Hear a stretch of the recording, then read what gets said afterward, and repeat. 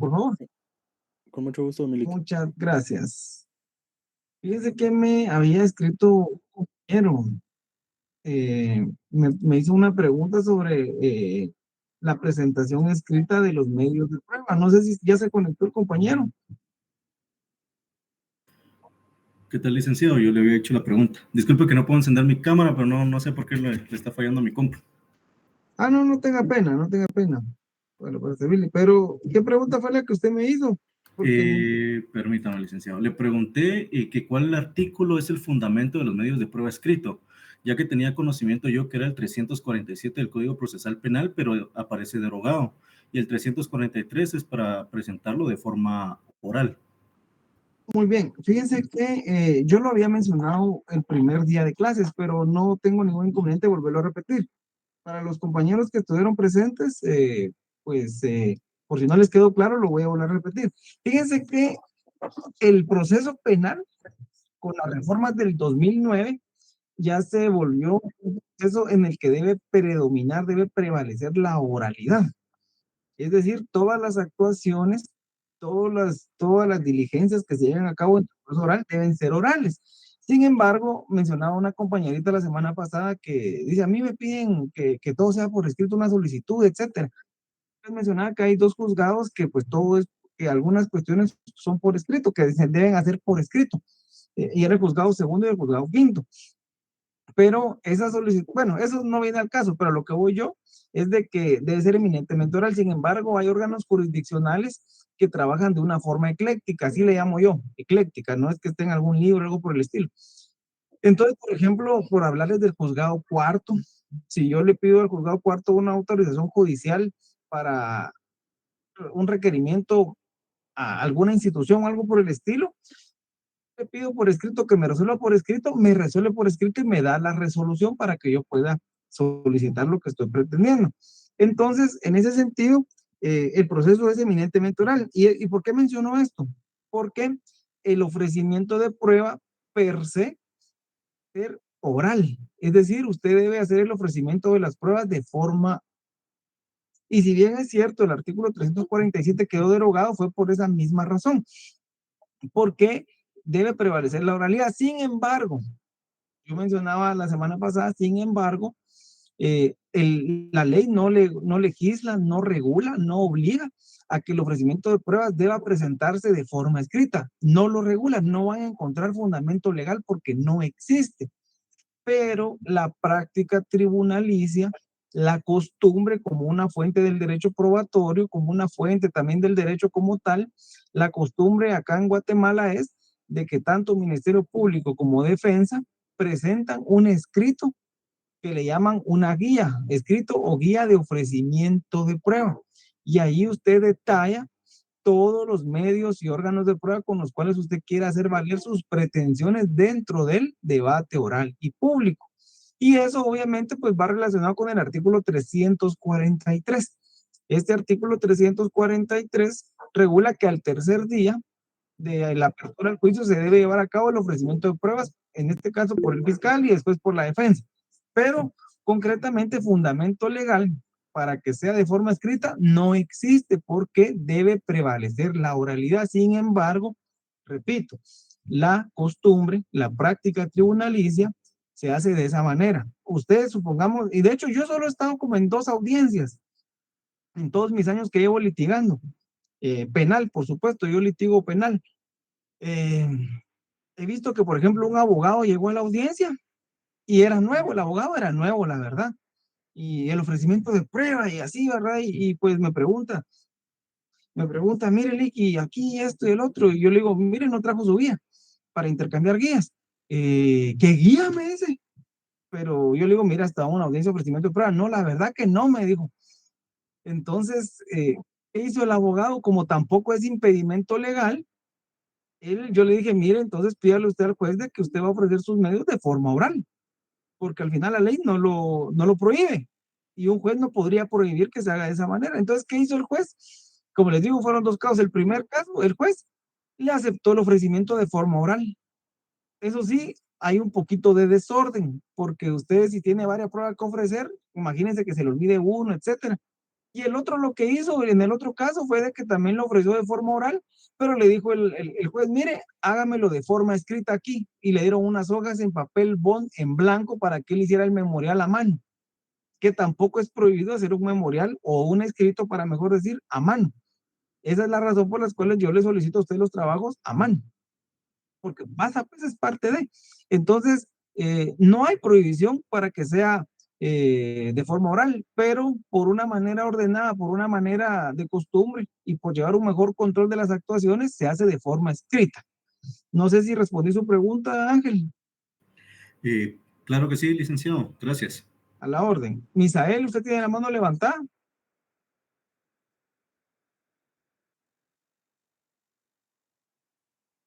Ya la bajó.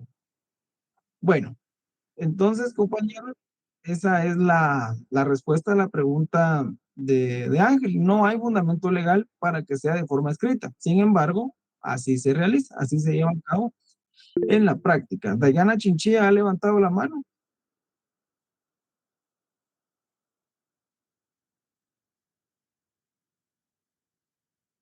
Dayana Chinchilla Pérez, usted levantó la mano. Sí, licenciado, solo con una pregunta. Dígame. Usted ayer me indicó más sobre el medio de prueba porque a mí me tocó el tema de plagio o secuestro. Entonces, usted me indicaba de que no tenía que poner, digamos así como la llamada del rescate, sino que poner el número y de qué número me habían llamado y que todo eso era como que muy extenso. Entonces, eso yo lo podría quitar, digamos, de,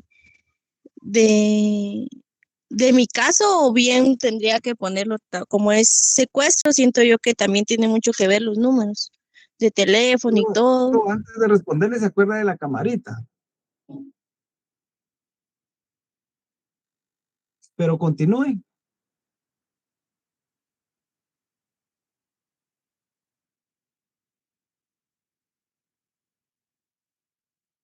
Dayana, le escucho. Esa es la pregunta, licenciado, si yo podría omitir lo de los números de teléfono. Mire, pues, solo para todos. Obviamente, si usted antes de me explica, pero que no lo haga solo para que digan, ay, sí, ya le expliqué y por eso no activo cámara. Miren, evitemos que esto sea más impresencial, más impersonal de lo que ya es. Por eso yo les pido que enciendan la cámara para ver con quién estoy hablando. Esa es la finalidad, no es gana de molestar mía. Y yo entiendo que tal vez algunos están acostados, pero mira, a mí no me importa si está acostado, si está en el baño, o sea, quiero ver con quién estoy platicando. Realmente no voy a poner atención a qué está haciendo. Pero nada más es eso, por la impersonalidad, porque créanme, se siente un poquito raro estar aquí uno puro loco hablándole a la computadora y saber si el otro lado lo están escuchando. Pero bueno, miren pues, le voy a responder, Dayana, y esto creo que va a ser un tema aclaratorio para todos. El proceso penal inicia con los actos introductorios regulados en el artículo 291 del Código Procesal Penal. ¿Cuáles son los actos introductorios? La denuncia, la querella y la prevención policial. Y si usted quiere un cuarto, según el artículo 368 del Código Procesal Penal, está el conocimiento oficioso. 367, perdón. 367, el conocimiento oficioso. Entonces, esos podrían ser los 4 actos introductorios por los cuales inicia un proceso penal. Entonces, ¿por qué menciono esto? Porque eso que usted menciona de la llamada, donde surge la llamada exigiendo el canje, etcétera, cuando usted lo pone de conocimiento de las autoridades, ese es el acto introductorio. Esa es la noticia criminal, es decir, esa es la denuncia. Entonces usted en su denuncia, usted narra todas las circunstancias de tiempo, de modo, de lugar en las que usted está siendo objeto de un delito. En ese sentido, usted podría indicar, tengo 6 horas de que tengo desconocimiento de mi papá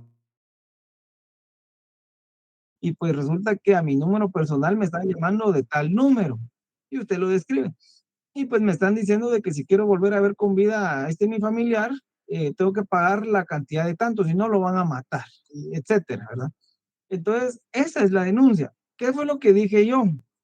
usted no ofrezca como medio de prueba el listado de llamadas. Por ejemplo, que usted diga, yo aquí tengo los números, porque usted que proponga solo los números como tal, por sí mismos no van a ser un medio de prueba.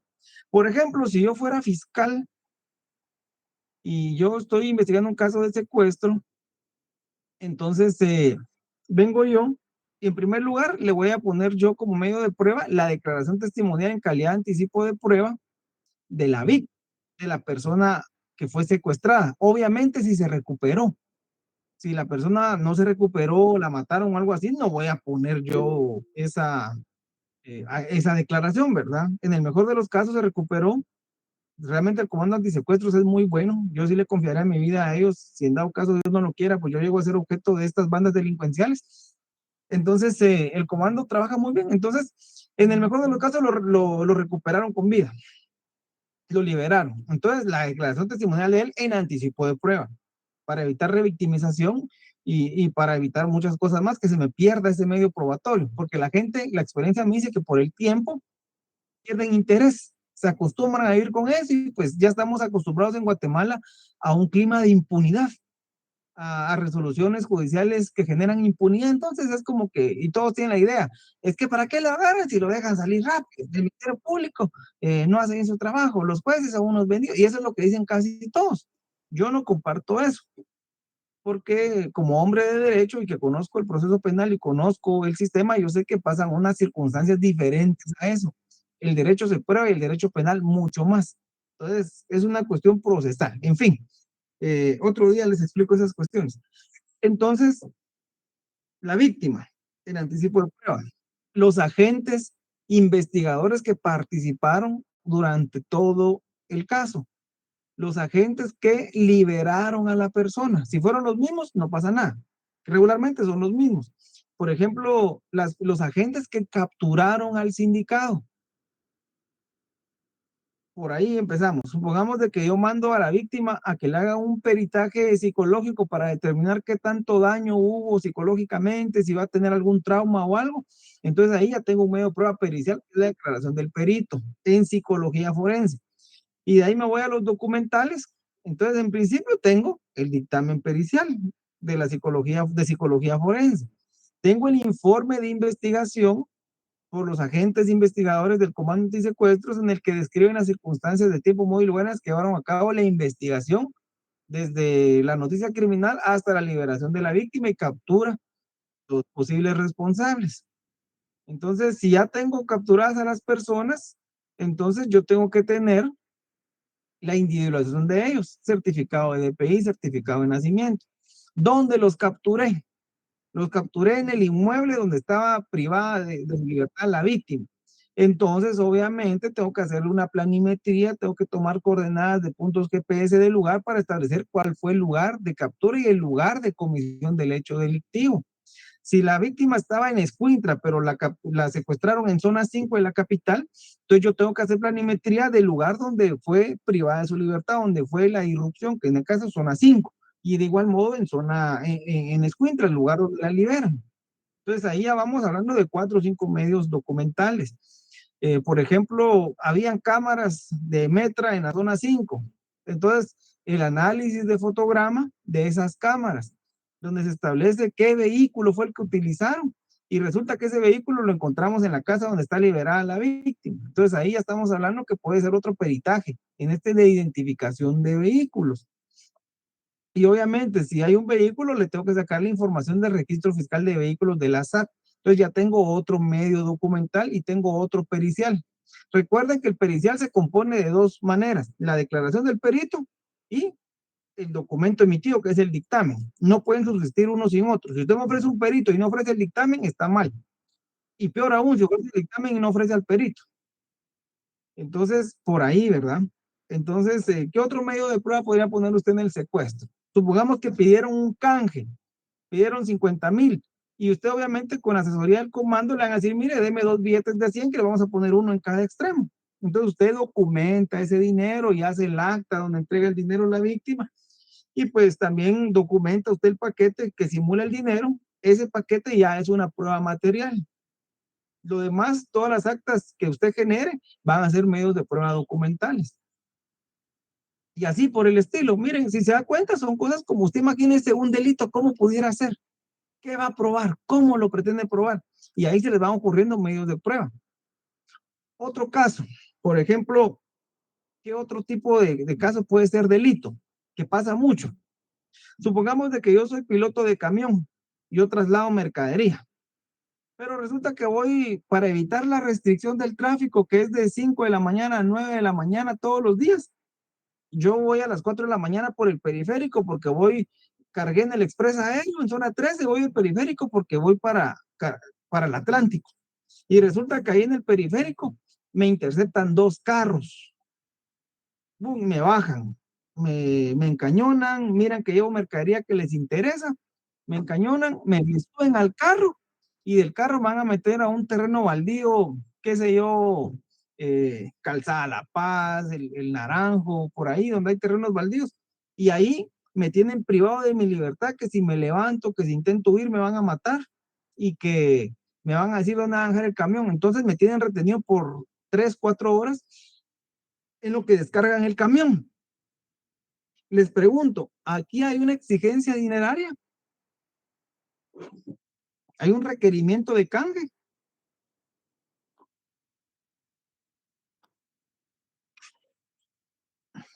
No es pregunta retórica, es pregunta para ustedes. Para los ¿Perdón? No. No hay. Exacto, no hay. ¿Hay secuestro ahí?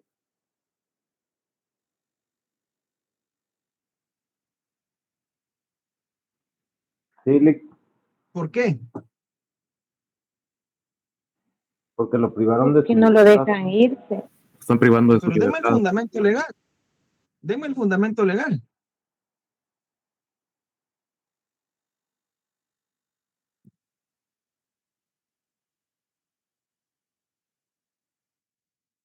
Bueno, sí hay secuestro, según la reforma del artículo 201, párrafo cuarto, artículo 201 del Código Penal. Entonces, en este caso hay un secuestro. Si bien es cierto, el motivo, el móvil de cometer este delito es el desapoderamiento del bien mueble o de los bienes muebles que transportaba el piloto del camión en ese vehículo automotor, privarlo de su libertad, someterlo, privarlo de su libertad de acción, su libertad de locomoción, poner en grave e inminente riesgo su vida, con peligro de ocasionar daño físico, psíquico o material para sus bienes, para sí mismo. Eso es secuestro, indistintamente del tiempo que esté privado de libertad. Entonces, ahí tenemos otro delito de secuestro. Aquí, al piloto cuando descargaron la mercadería, lo dejaron en su libertad. Le dijeron, salí dentro de media hora, si no te matamos. Entonces, ahí hay otro delito de secuestro, que incluso tiene usted menos medios de prueba que probar, porque aquí no hay llamadas para exigir el canje. Aquí el comando antisecuestro no interviene. Aquí hay una investigación que nace posterior a la liberación de la víctima, no la investigación durante la privación para la liberación. Son dos situaciones totalmente diferentes. Entonces ahí tiene usted otro ejemplo. Incluso ese delito es robo agravado y plagio secuestro. Si yo fuera fiscal, imputaría robo agravado y plagio secuestro en concurso real. Eso haría yo, pues, como fiscal.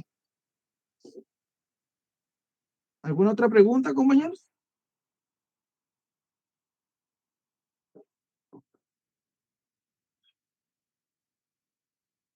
Bueno, vamos a dar inicio a nuestra clase. Bueno, ya empezó nuestra clase, pues, pero a la explicación. Bueno, hoy vamos nosotros vamos a empezar a estudiar las fases y etapas de la actividad probatoria en el proceso. En principio, pues hay cuatro fases o 4 etapas. Esto es, pues, con base en la doctrina, con base en principios generales del derecho, con base en la legislación guatemalteca, pero inicialmente de ellos son, dependiendo del punto de vista que lo abordemos, varían las fases o las etapas. En ese sentido, fíjense, compañeros, de que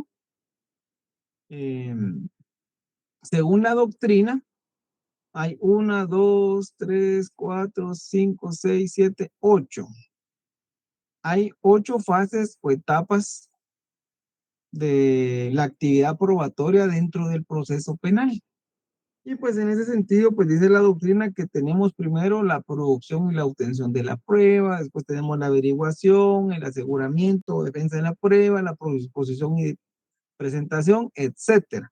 Entonces tenemos una serie de fases o etapas de esta actividad probatoria. Es decir, estas son ya todas las fases o etapas sobre cómo se adquiere, cómo se produce la prueba, cómo se va a diligenciar, cómo se va a llevar a cabo los diferentes tipos de valoración, etcétera. Y pues según la doctrina, en principio pues nosotros tenemos la producción y obtención de la prueba. ¿Qué significa esto? Bueno, ¿cuál es la función de nosotros obtener prueba y presentarla? Eminentemente es para probar o demostrar nuestra tesis según el rol que estemos desempeñando, ya sea como fiscales o como defensores. Entonces, pues, cuando nosotros estamos ya con un rol definido, hablemos del ente encargado de la persecución penal, que es el Ministerio Público. Bueno, entonces el Ministerio Público, lo que para él pretender que su prueba sea valorada y que con esto sea demostrada su tesis acusatoria para posteriormente obtener una sentencia condenatoria, tiene que seguir un proceso específico legalmente establecido, en nuestro caso, en el Código Procesal Penal y leyes conexas, para obtener esa prueba. Entonces, ¿qué significa esto? Que el Ministerio Público debe de observar estrictamente y apegado a derecho cómo va a producir y obtener pruebas con los requisitos legales esenciales regulados en los cuerpos legales para el efecto. Y pues hay ciertos aspectos para producir y obtener la prueba, que hay elementos intrínsecos y elementos extrínsecos. Entre los elementos intrínsecos tenemos nosotros la conducencia del medio de prueba, es decir, que sea conducente, que tenga relación, que ese medio nos vaya a conducir hacia un hecho en particular que nosotros queramos demostrar, que pretendamos nosotros dar por acreditado. También entre estos elementos intrínsecos para la producción y obtención de la prueba tenemos la pertinencia o la relevancia del hecho, es decir, que sea pertinente. Por ejemplo, volviendo al tema del secuestro, un medio que sea pertinente de eso sería, por ejemplo, mire, a usted lo secuestraron por robarle el camión, para robar la mercadería. Entonces, un medio pertinente es cómo era el camión, cómo acreditamos que existe el camión. Entonces, un dictamen pericial que acredite el camión. Entonces, el análisis de las cámaras del sector para ver que efectivamente el camión transitó el día y en la hora indicadas en que ocurrió el hecho delictivo. Por ejemplo, el camión era suyo o el camión era de una empresa. Ah, no, fíjese que era de una empresa. ¿Cómo se llama la empresa? Los Vagos Sin Oficio S.A. Entonces yo pido el registro mercantil, mire, ¿existe esta empresa? Y me responden que sí. Y se dedica a esto y el otro. Coincide la actividad mercantil a la que se dedica. Y pues entonces eso es pertinente. Por ejemplo, ¿qué sería impertinente? Que yo pregunte, que mande a pedir qué marca eran las llantas. Un peritaje para establecer cómo eran las llantas que el camión transportaba. Eso es impertinente, a eso me refiero con eso, que eso es lo que tiene que establecer el Ministerio Público, prueba conducente, pertinente y relevante. Relevante con el hecho y relevante con el objeto de la prueba. Tiene que ser útil, porque ¿para qué me va a servir el peritaje? Para demostrar que existe el camión. ¿Para qué me serviría demostrar que el camión tenía llantas marca Hankook? No me sirve para nada, no es útil, ¿verdad? Sí, fíjense que el número de chasis, más que intrínseco, porque todo esto son dentro de los elementos intrínsecos, ¿verdad? Entonces, el número de chasis me sirve porque fíjense que el número de chasis es como las huellas dactilares, es como su número de DPI. Solo puede haber uno, no pueden haber dos, porque ¿qué pasa si el chasis está alterado? ¿Qué pasa si el chasis no corresponde? Aunque bueno, yo quiero hacer una nota aclaratoria aquí. Si el camión robado tiene el chasis alterado, no por eso voy a dejar de investigar como Ministerio Público el delito de robo agravado y de plagio o secuestro. Ahí lo que va a pasar es de que el camión ya no se lo van a devolver a la víctima, porque hay otro delito ahí que perseguir, que sería la falsificación de placas y distintivos para vehículos. Entonces ahí es otro tipo penal, que ahí incluso el dueño del camión tendría responsabilidad sobre ese otro tipo penal, ¿verdad? O a lo mucho, pues tal vez no responsabilidad penal, pero el camión ya no lo puede obtener. Se pone a disposición del juez y entonces ahí pues se puede declarar el comicio y cualquier otra circunstancia, ¿verdad? Pero supongamos de que si agarran a una persona con un vehículo robado, por ejemplo, yo tengo un vehículo y lo voy a vender, pero yo lo estoy vendiendo con el chasis alterado, entonces ahí eso serviría para demostrar mi dolo, mi mala fe en cuanto a ese negocio jurídico. Y que por supuesto, pues a mí me podrían sindicar de falsificación de placas y distintivos.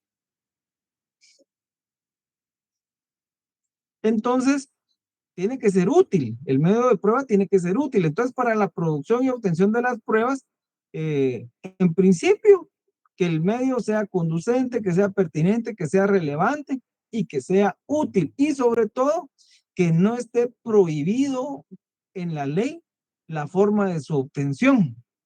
Si yo secuestro un vehículo, pero no tengo la orden judicial que me autorice el secuestro, entonces ahí ese medio no cumplió con los requisitos legales para su obtención. Entonces, a eso se refiere la doctrina en cuanto a la actividad probatoria, en cuanto a la producción y obtención, eso, que se observen esas reglas, esos requisitos legales para producir un medio de prueba y obtenerlo. Y obviamente esto me va a servir para diligenciarlo y que posteriormente sea valorado por un juez. Estos requisitos, como lo mencioné, revisten de legalidad la obtención, la producción y la obtención de los medios de prueba. Otro aspecto importante son los elementos extrínsecos.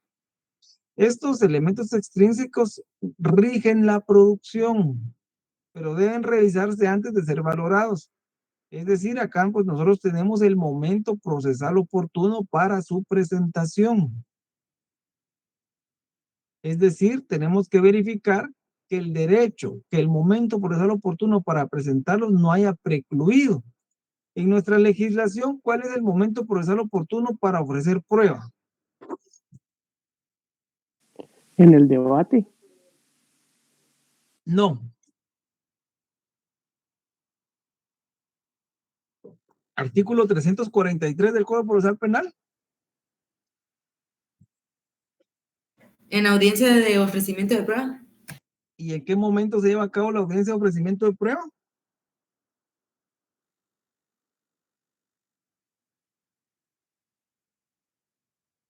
Sí, pero es después de una situación muy particular dentro de la etapa intermedia.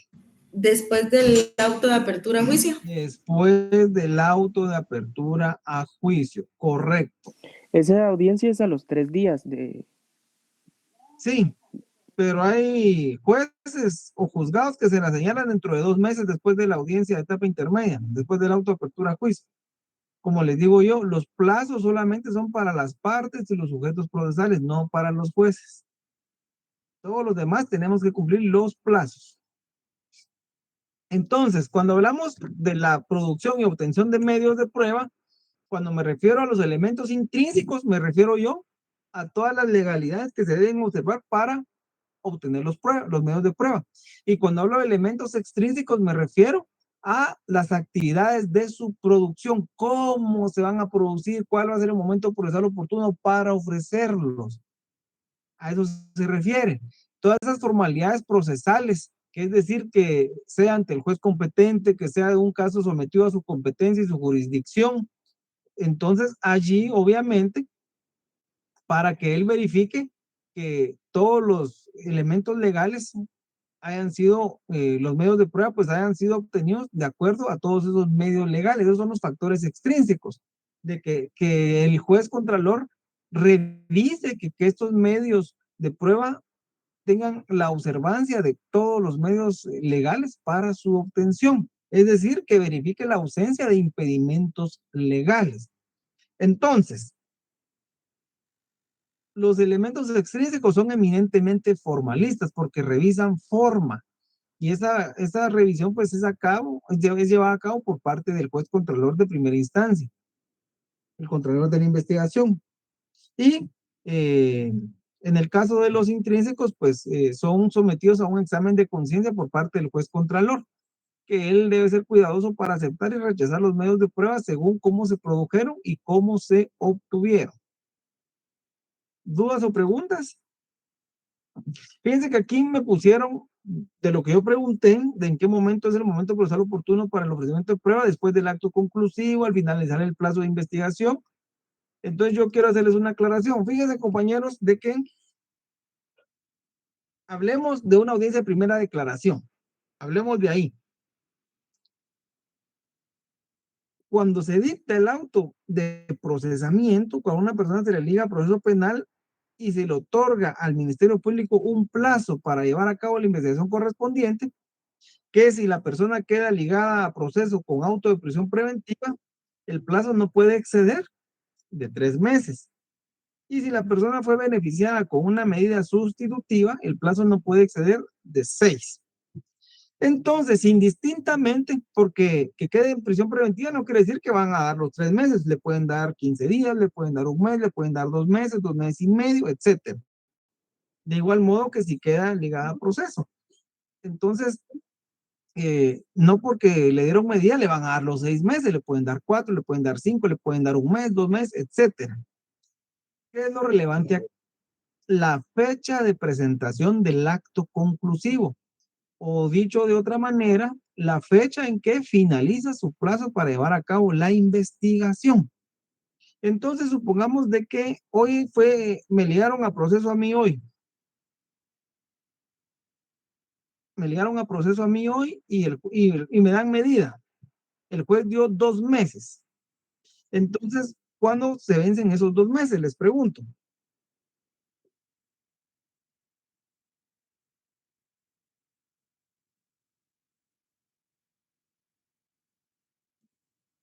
El 11 de Compañeros, agosto. estamos en clase. ¿Perdón? Sería A ver, Ángel. el 10 de agosto. ¿Cuándo? 10 de agosto. Sí. Puede ser 10 o puede ser 11, porque recordemos que la ley del organismo judicial en el artículo 146 establece que cuando son es mes corrido, es de fecha a fecha. Entonces el plazo sería el 11 de agosto. Entonces, el 11 de agosto se tiene que presentar el acto conclusivo. Pero supongamos de que se atrasó el Ministerio Público para presentarlo, y indistintamente si lo presenta o no, esa fecha, el 11 de agosto se le vence el plazo de investigación al Ministerio Público. Pero, ¿qué quiero decir con todo esto? ¿Qué quiero decir yo con todo esto? De que la etapa preparatoria termina con el vencimiento del plazo de investigación, formalmente con la presentación del acto conclusivo, dando inicio así la etapa intermedia. Y la etapa intermedia es una audiencia que se lleva a cabo para determinar la existencia o no de fundamento serio, según lo regula el artículo 332 y 332 bis del Código Procesal Penal, más el 340, etcétera, 341.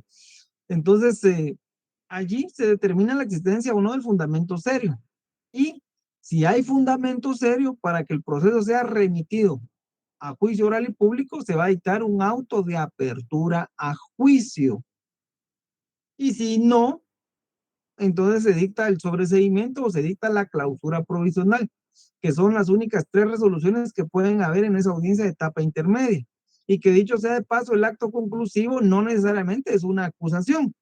El acto conclusivo puede ser una acusación, un sobreseimiento o una clausura provisional, que son los 3 tipos de actos conclusivos que regula el Código Procesal Penal. Hay quienes dicen el archivo, para mí no es, pero hay quienes dicen que sí, pero para mí no. Son esos 3 nada más. Y por ende, solo esas 3 resoluciones pueden haber en una audiencia de etapa intermedia.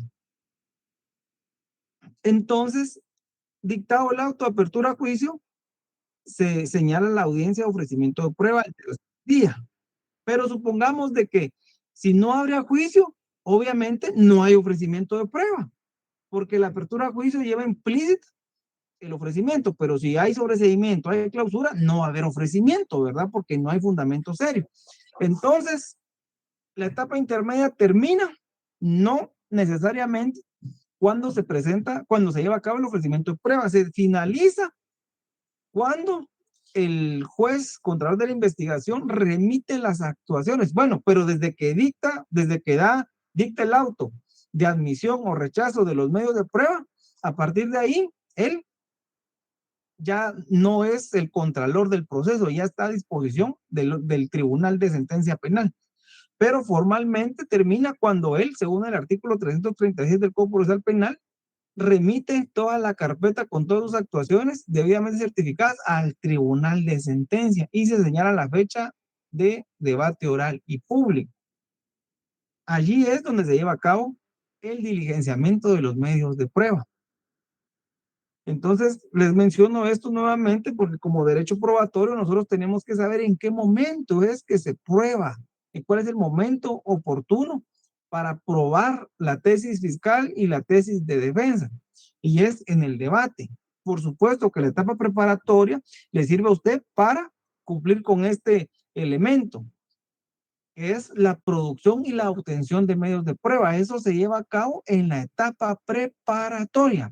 Es decir, esto, miren compañeros, la producción y la obtención de la prueba se lleva a cabo en la etapa preparatoria, no en la intermedia, no en el debate. Aquí, en la preparatoria. Y tiene relación con la etapa intermedia. ¿Por qué? Porque el momento procesal oportuno para admitir la prueba, para que ésta se diligencie, es en la etapa intermedia. Entonces, atendiendo a los elementos extrínsecos de la producción y obtención de la prueba, entonces también parte de este momento para la actividad probatoria se lleva a cabo en esa audiencia de etapa intermedia. ¿Estamos? ¿Dudas, preguntas, comentarios, opiniones?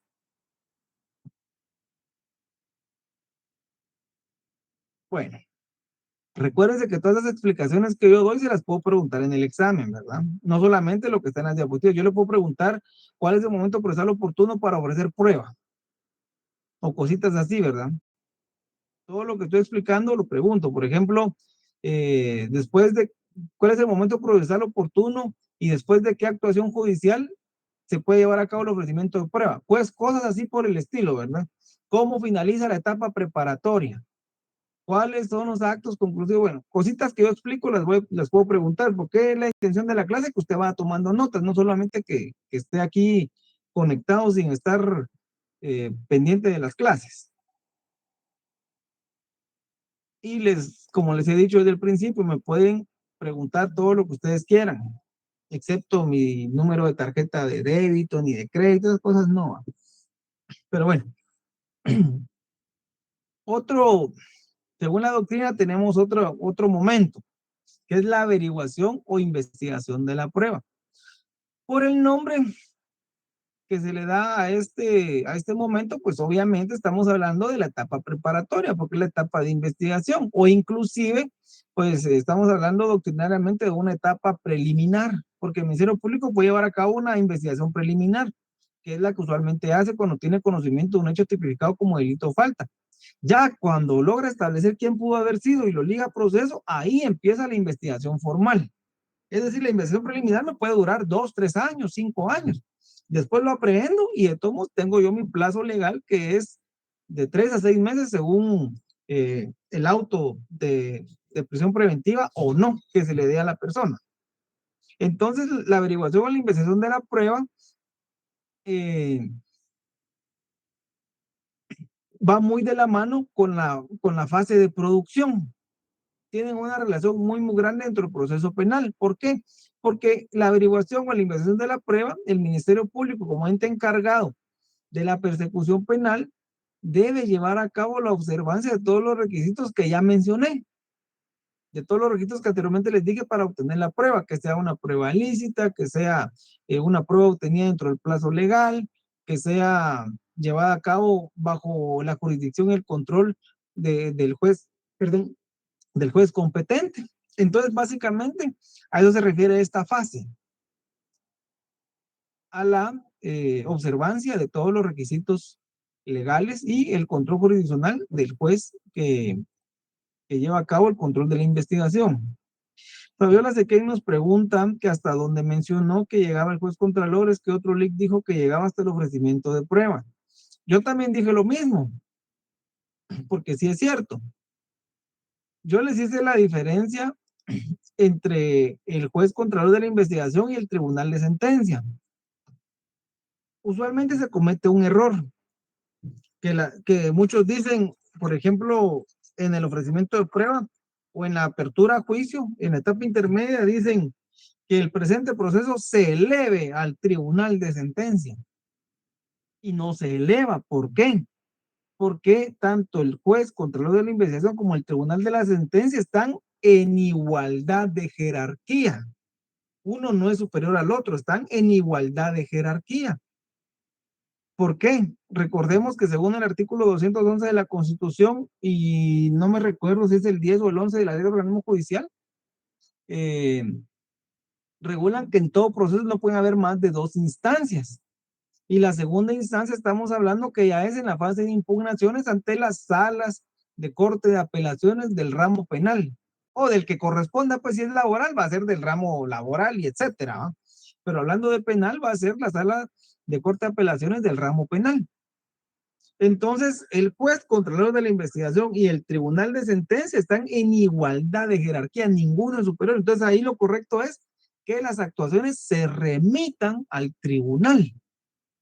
Porque hay jueces que se ofenden cuando les dicen que eleve las actuaciones. ¿Cómo que las eleve si él no tiene más jerarquía que estamos en igualdad de jerarquías? Lo que pasa es que por mandato legal, según el Código Procesal Penal, dividen las funciones. Uno controla que la investigación se lleve a cabo sin valorar prueba, y el otro lleva a cabo el diligenciamiento de la prueba y valorarla para ver si la persona cometió el delito o no. Entonces, uno verifica que todo el proceso, toda la investigación, toda la obtención de pruebas, la averiguación de la prueba, cumpla con los requisitos legales. Él es garante de las actuaciones judiciales, de las actuaciones de investigación. Y el otro es garante de determinar si él cometió o no el delito, de observar las garantías constitucionales de presunción de inocencia y ver si ésta se puede destruir o no. Entonces, ¿hasta dónde llega el juez de primera instancia, contralor de la investigación? Hasta el ofrecimiento de prueba. Después del ofrecimiento de prueba, remite todas las actuaciones al tribunal de sentencia. Y el tribunal de sentencia está compuesto por jueces de primera instancia, solo que asignados a un tribunal de sentencia.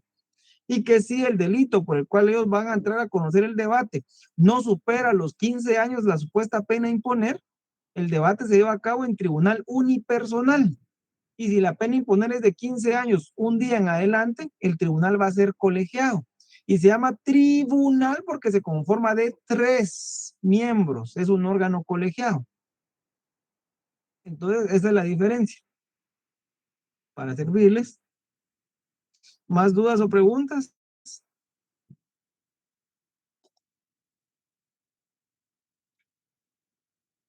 Otra fase que nosotros tenemos que observar es el aseguramiento o defensa de la prueba. Esta fase, si se dan cuenta, cada una de las fases va ligada con la anterior. La fase de aseguramiento o defensa de la prueba va ligada, va relacionada con la fase de la investigación de la prueba. ¿Por qué? Porque si se halla una prueba vital, pero esta no se asegura, se puede perder el resultado de la investigación. Entonces, ¿qué significa eso?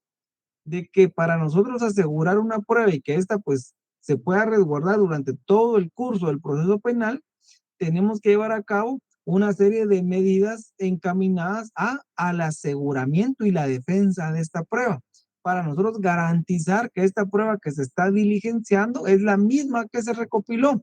Y aquí lo que pretende esta fase procesal o esta fase de la actividad probatoria es cumplir con el principio de inmaculación de la prueba. Se recuerdan que el principio de inmaculación nos indica que la prueba no puede variar, no puede manipularse, no puede afectarse, no puede variarse, ¿verdad?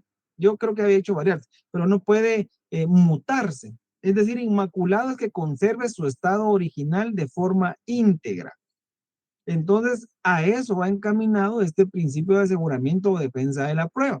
Por ejemplo, voy a un escenario criminal y resulta pues que, volvamos al ejemplo del camión, que se roban el camión. Entonces, cuando encuentran el camión abandonado, se consigna que llegue un equipo de inspección de técnicos en inspecciones oculares de la Policía Nacional Civil y pues el Ministerio Público le puede decir, mire, yo quiero que me haga levantado de huellas en las chapas, en el timón, en la palanca, en el tablero, quiero ver si encuentro huellas. Entonces resulta que encuentran varios fragmentos de huellas. Entonces yo sé quién es el piloto y quién es el ayudante, quién es el dueño del camión. Entonces mira, estas tres personas, yo quiero que me las descarte porque ellos obviamente van a ver huellas de ellos porque usualmente utilizan el camión. Entonces resulta que en la chapa encuentro yo un fragmento de huella que me identifica a fulanito de tal. Entonces, ¿qué hago con esa huella? Entonces, cuando la encuentro, la tengo que resguardar. En este caso, pues la inserto, la plasmo en una cartilla. En una cartilla, regularmente es una cartilla blanca.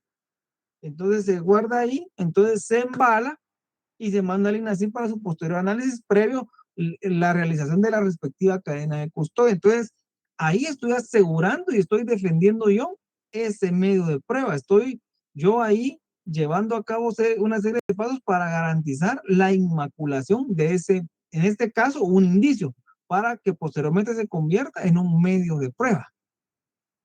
¿Me explico?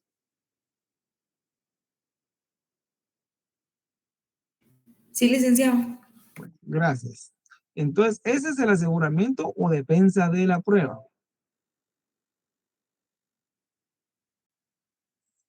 La proposición y presentación de la prueba. Aquí nosotros ya estamos hablando específicamente de una etapa intermedia.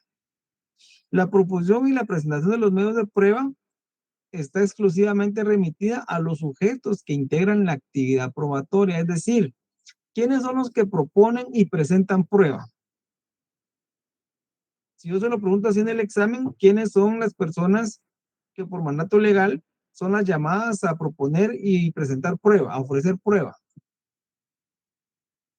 El Ministerio Público. Los sujetos y las partes procesales. Entonces, ¿quiénes son esos sujetos y esas partes procesales? Porque solo el Ministerio Público no lo es. El abogado defensor. ¿Quién más? Querellante. ¿Quién Los más? peritos. No. ¿Quién El más? fiscal del Ministerio Público. Ya lo dijeron. La defensa técnica, Alex. Ya lo dijeron. Falta uno. El querellante, si lo hubiera. Ya mencionaron el querellante y como dice Otto René, la víctima. Entonces, ¿quiénes pueden ofrecer prueba? Les faltó uno, pero eso está un poquito, es un poquito complicado. Pero bueno, está el Ministerio Público por excelencia y el querellante. Si lo hubiera, por supuesto. Y está el acusado y está el defensor. Ah, que alguien me había puesto la víctima, pero yo sí pues puso la víctima, pero yo había entendido que era el acusado, les faltó el acusado. De hecho, la víctima no ofrece prueba. ¿Saben por qué? Porque la víctima se querella.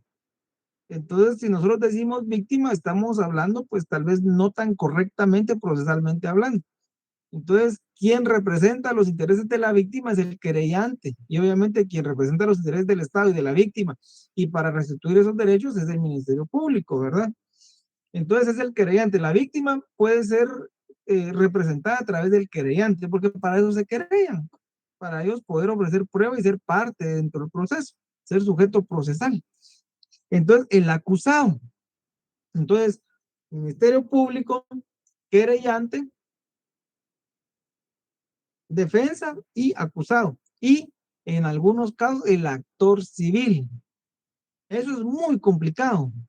A menos yo en lo personal no he visto, todos mis años de litigar, no he visto ningún caso donde el actor civil, pues, bueno, un actor civil, pues, en un proceso penal, pero puede haber. Entonces, ellos son las personas o los sujetos y partes procesales que integran la actividad probatoria, son los llamados a proponer y presentar, o mejor dicho, a ofrecer prueba. ¿Cuándo ofrecen prueba? En el momento procesal oportuno que la ley determine para el efecto. En nuestro proceso penal, vuelvo y repito, ¿cuál es ese momento procesal oportuno para proponer y presentar prueba, para ofrecerla? En audiencia de ofrecimiento de prueba. La audiencia de ofrecimiento de prueba. ¿En qué momento se lleva a cabo la audiencia de ofrecimiento de prueba? Después de que se le hayan dictado auto de apertura a juicio. ¿Dentro de qué plazo? 3 días. 3 días, correcto. Entonces, la proposición y presentación de la prueba tiene dos elementos, uno intrínseco y uno extrínseco. El intrínseco va encaminado a las partes y sujetos procesales que tienen derecho a presentar y proponer prueba. Y el elemento extrínseco va encaminado al tiempo, al modo y lugar, es decir, al momento procesal oportuno. Va determinado, o mejor dicho, va encaminado a evitar que ese derecho procesal precluya. Es decir, el elemento extrínseco va encaminado a cuestiones de forma, no de fondo. Es decir, que verificar que las partes estén en capacidad legal para poderlo realizar, que en efecto sean partes y sujetos procesales, que se lleve a cabo de conformidad con la ley dentro del plazo establecido, que sea prueba útil, legal, pertinente, que no sea abundante, etcétera, ¿verdad? Eso es lo que indica esta fase probatoria, esta fase del derecho probatorio. La admisión y ordenación y decreto de la prueba. En todo proceso penal, para que la prueba que se vaya a practicar sea legal y válida, esta debe ser admitida, debe ser ordenada, es decir, debe admitirse mediante un decreto previo. ¿Quién emite ese decreto que establece que la prueba es legal, es válida, que admite la prueba? Un juez. ¿Qué juez? El juez contralor. Un contralor. ¿Qué más? ¿Juez contralor? ¿De qué rango? Primera ¿De qué instancia. jurisdicción? ¿Perdón?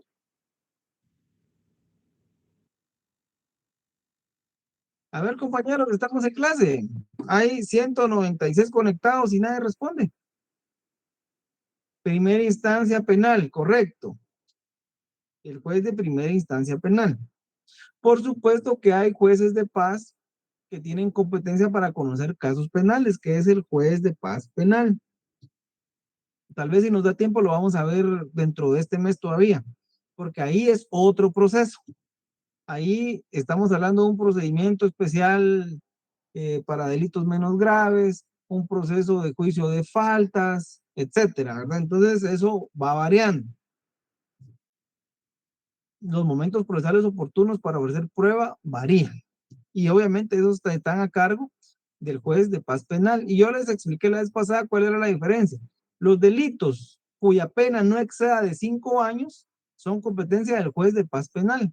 Y los delitos cuya pena sea de 5 años un día en adelante es de instancia penal. Si, por ejemplo, el hurto agravado, que tiene una pena mínima de 2 años y una máxima de 10 años, ¿quién es el contralor para conocer ese delito? El juez de primera instancia penal. ¿Por qué? Porque excede los años de pena. Pero si yo, supongamos que como fiscal pretendo pedir la pena mínima 2 años. El juez de paz. Entonces ya no lo conoce el de instancia, pido que se inhiba y lo remito a paz. Creo que se me remitiría el expediente para el juzgado de paz. Fíjense que no, porque no es así como funciona.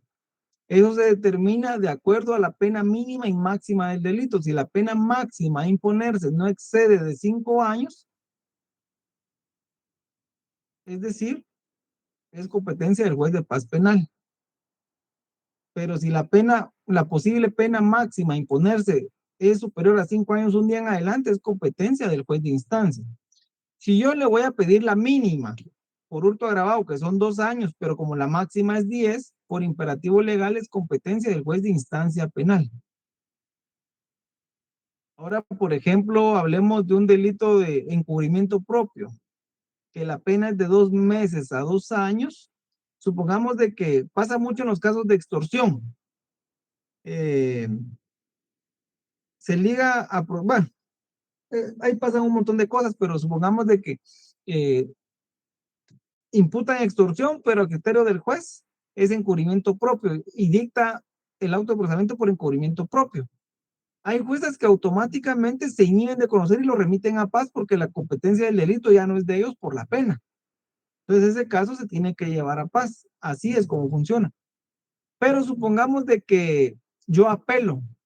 Bueno, no puedo apelar porque el auto de procesamiento es un auto reina, es inapelable.